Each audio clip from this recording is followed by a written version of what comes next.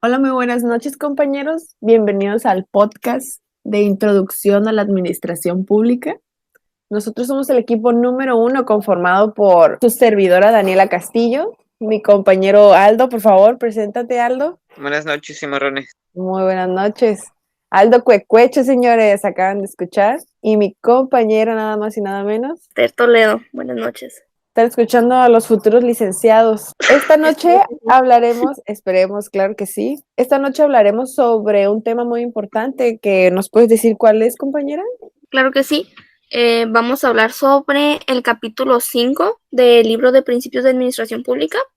Vamos a hablar sobre la lección de la práctica administrativa. Exacto, pero más allá de hablar sobre la práctica administrativa, tenemos que saber que es algo básico que todos sepamos, mínimo algo sobre lo que viene siendo el funcionamiento de la administración pública, porque la administración pública es lo que nos mueve como sociedad, de nuestro gobierno, los que hacen nuestras decisiones, los que hablan por nosotros. ¿Qué opinas, compañero? Sí, tienes mucha razón, compañera, ya que es una base fundamental en cualquier organización, porque más allá de administrar los bienes, creo que los representantes vienen de nuestra propia sociedad y creo que por ello se debe de fomentar desde un principio los valores para que en un futuro se pueda manejar de una manera responsable y viable. Exacto. Algo bueno sobre este siglo XXI y sobre la generación en la que estamos nosotros y estamos creciendo es que tomamos un poco más en serio los valores, lo que realmente importa, porque algo muy lamentable aquí en México es que la administración pública no se toma muy en serio, más bien los ciudadanos, nosotros no nos tomamos muy en serio esto. ¿Por qué? Por el tema de corrupción. México es un país manchado en corrupción en toda su totalidad y eso afecta también a las generaciones futuras en que piensan y dicen, ¿sabes qué? Es que de qué me sirve estudiar una carrera administrativa porque se tiene pensado que no se gana mucho, que te tienes que manchar con la corrupción o simplemente quedarte callado en cosas que ves. Está manchada, pero no tampoco ven el lado bueno que es lo comunitario. Por eso es bueno nosotros como universitarios y que apenas vamos empezando a adentrarnos en estos temas de administración pública, porque la administración es un tema muy extenso. Exacto.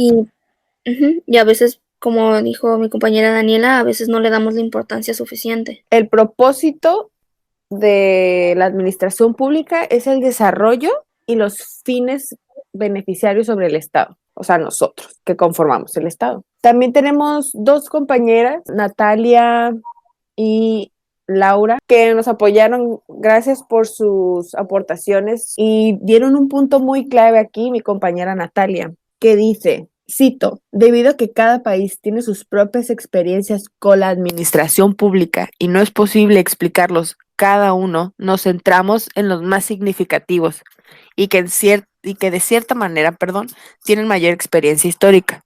Que en este caso ella menciona que son Alemania, Francia y Gran Bretaña. Este punto es muy fundamental, creo que tiene una observación muy clara, porque no podemos comparar a economías completamente distintas, ya que se desarrollaron en diferente contexto histórico y social. Por eso, a lo largo de los años, en los crecimientos de cada país puede que hayan influido por esa misma razón, porque como hace rato habíamos mencionado, México lastimosamente no ha tenido un progreso como las demás potencias, y es precisamente por eso, porque por lo mismo hay mucha desmotivación, se pierde mucho talento y mucha innovación en esa área. Por eso a veces nuestros índices de crecimiento no nos ayudan demasiado. Tienes mucha razón, lamentablemente tienes mucha. Pues un primer punto por el cual podemos definir un servidor público es para explicar de manera más sencilla que tenemos que tomar ejemplos de países más desarrollados como Alemania para poder poner un orden a lo que viene siendo algo más pequeño, que es México en este caso, ¿no? ¿Qué opinan sobre ustedes esa comparación? Pues sí, no podemos comparar un país con otro, pero si nos fijamos a lo largo de la historia, vemos que en este caso Alemania es un país clásico de los funcionarios en el mundo europeo. Tiene mucho peso los servidores públicos en Alemania y por eso es un ejemplo clave que se toma para explicar esta lección, para poder explicar la definición de servidor público. En este caso, en Alemania, tenemos que un servidor público, allá se les llama funcionarios. Y los funcionarios son los que ejercen las funciones de mando y coerción, así como los de protección ciudadana y civil, previsión social o de educación. Cada quien va a tener su propio significado, pero para poder entenderlo, tenemos que irnos guiando por estos 3 países que mencionamos al principio, de Alemania, Francia y Gran Bretaña, para darnos una idea en general. Claro que sí.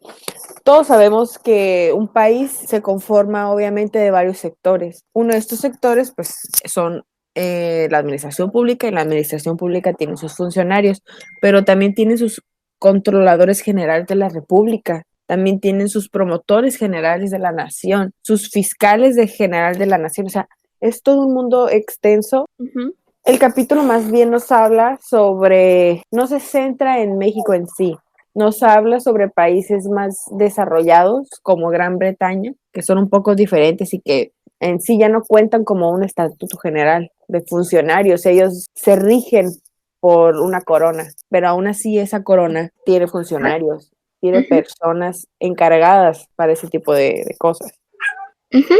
En Gran Bretaña, pues iba a ser un poquito diferente por la forma de la administración, pero igual se sigue teniendo la misma responsabilidad en el sector público. En Gran Bretaña, pues sabemos que no necesariamente tiene que tener un nombramiento real para que pueda ser un servidor público, pero pues siguen siendo agentes de la corona, y en este caso, en Gran Bretaña se les llama servidor civil. No existe una definición como tal, pero esta es la que más se asemeja a lo que estamos viendo ahorita. Y un servidor civil, lo que se diferencia de los demás servidores de la corona es que tiene su sueldo a base de los fondos públicos. Entonces, gana dinero dependiendo de las responsabilidades que ocupe. Y luego también dependiendo de si la gente paga o no sus impuestos. Por supuesto. O sea, a eso te refieres con su salario viene de los servicios públicos, o sea, los servicios públicos lo damos nosotros. Sí, viene de las personas, no directamente de la corona como se estaría acostumbrada. Exacto, no directamente. Cosa que si fuera aquí en México sería totalmente lo contrario. Aquí en México habría revueltas, habría de por sí más marchas de las que ya puede haber. Uh-huh. Siempre va a haber queja, pero no podemos comparar los países en sí sobre su historia de cómo ha sido gobernada. Por eso, continúa, perdón.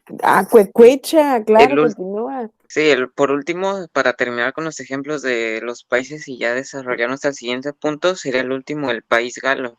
Francia, ahí se les llama agentes públicos y es a todos aquellos cargos de un servidor, pero eso no implica ser un funcionario, ya que ahí para tener un título se necesita cierta categoría. En Francia se caracterizan porque ocupan un cargo permanente en la administración pública y por titulación. Y aquí hay una palabra clave en las 3 si nos damos cuenta, para refrescar la mente.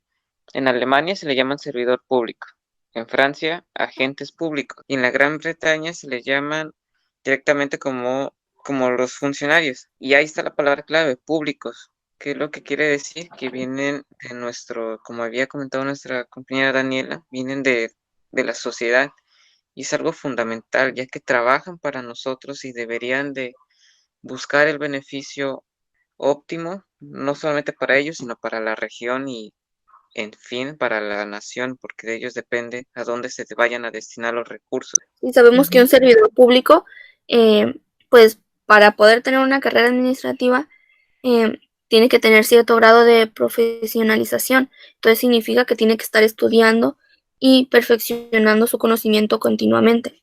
Entonces, pues aquí entra el término de la carrera administrativa. Sí, es algo complicado porque engloba muchas cosas, y para poder empezar a estudiar una carrera administrativa tienes que tener un conocimiento general. Ya después, ya a donde se vaya tu especialización, pero para poder empezar tú tienes que tener conocimiento básicamente de todos los puntos importantes. Sí, exacto, porque no es el único tema que lo relacionan. Bueno, ¿qué pasó, compañero? Sí, perdón, ¿no? Es que me quedo pensando.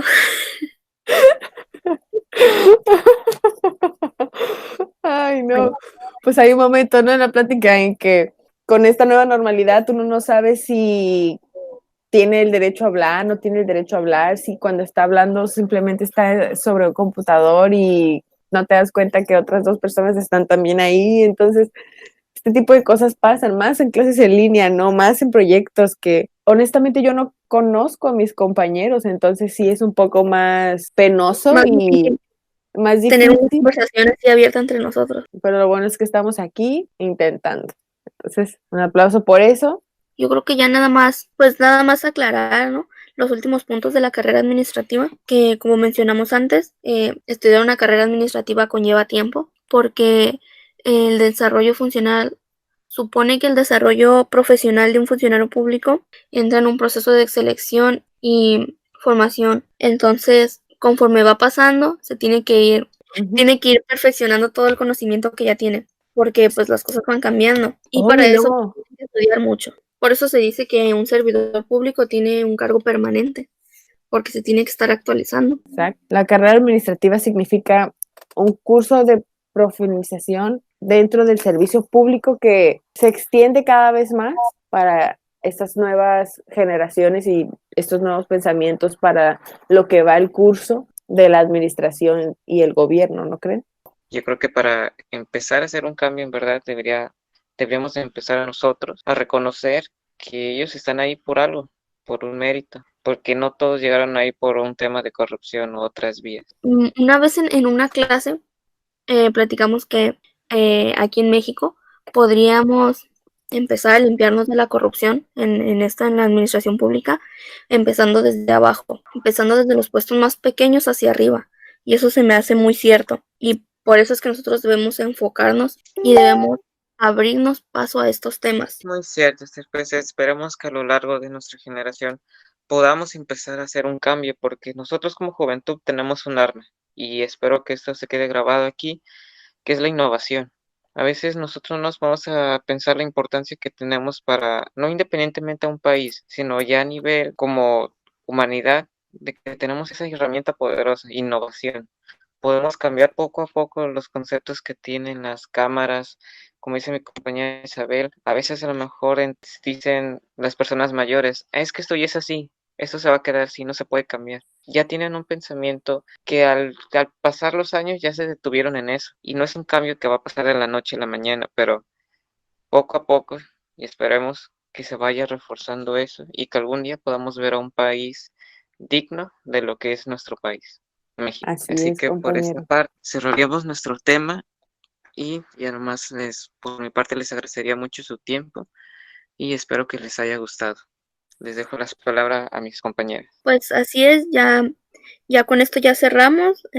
Muchas gracias por su atención. Muchas gracias por su atención, compañeros. Esperemos que sea mucho de su agrado este nuevo podcast.